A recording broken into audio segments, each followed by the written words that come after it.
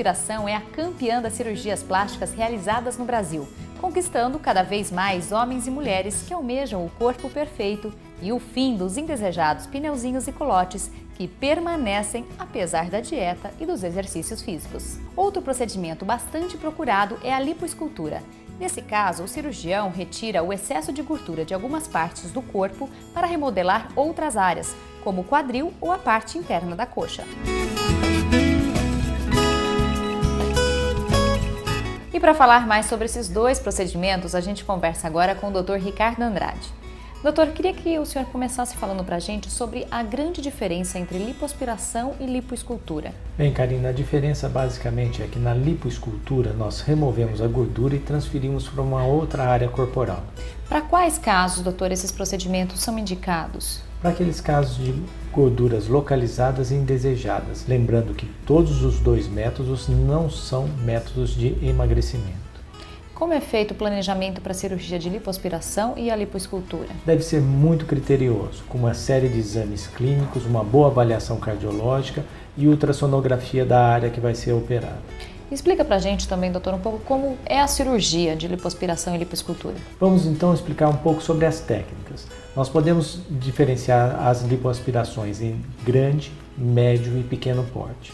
Além disso, nós temos várias técnicas diferentes para remover a gordura. Pode ser removida por um aparelho que chama vibrolipoaspiração, pode ser removida com um aparelho que é chamado a laser, ou então por um outro aparelho com uma técnica que chamamos ultrassônica. Basicamente, na técnica com laser e com ultrassom, a gordura é derretida e depois ela é removida já quebrada.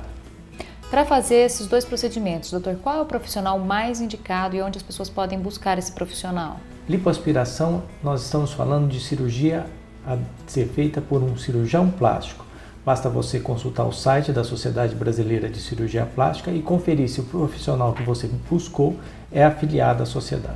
Por ser uma cirurgia de grande porte, tanto um procedimento de lipoaspiração quanto escultura, existem riscos, né, doutor? Quais são eles? Bem, existem riscos relacionados à técnica em si e os riscos de uma cirurgia em geral.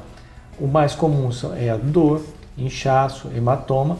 Nós temos que lembrar também que na lipoaspiração nós devemos limitar o volume a ser retirado a 7% do volume corporal total. Sobre a anestesia utilizada na cirurgia, qual pode ser utilizado?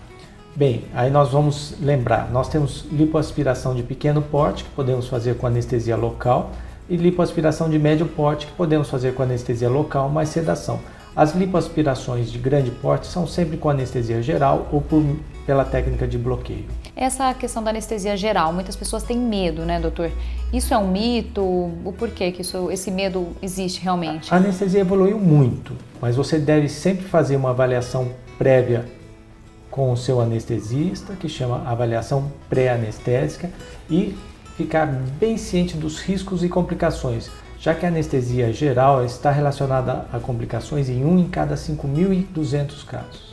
Quais os cuidados que os pacientes devem ter depois da cirurgia também? Bem, nós vamos usar uma malha elástica, fazermos uma drenagem linfática no pós-operatório e guardar o repouso relativo nos primeiros 2 a 7 dias. Com quanto tempo, doutor, essas drenagens são indicadas? Nós fazemos uma média de 2 a 3 sessões por semana, entre 6 a 8 semanas. Todas as pessoas que operam, que fazem esse tipo de cirurgia, têm que realmente fazer essa drenagem? Eu recomendo particularmente para todos os casos. E sobre o uso das malhas de compressão, doutor, como que deve ser utilizada, em todos os casos também? Bem, a malha de compressão eu entendo como obrigatória. Ela deve ser usada com o cuidado dela estar sempre esticada e bem colocada. E nas lipoaspirações de grande porte, lembrarmos, nós vamos ter que usar a meia elástica para prevenirmos as tromboses. Ok, doutor, muito obrigada pela entrevista. Foi um prazer. E no próximo programa vamos falar sobre rejuvenescimento facial.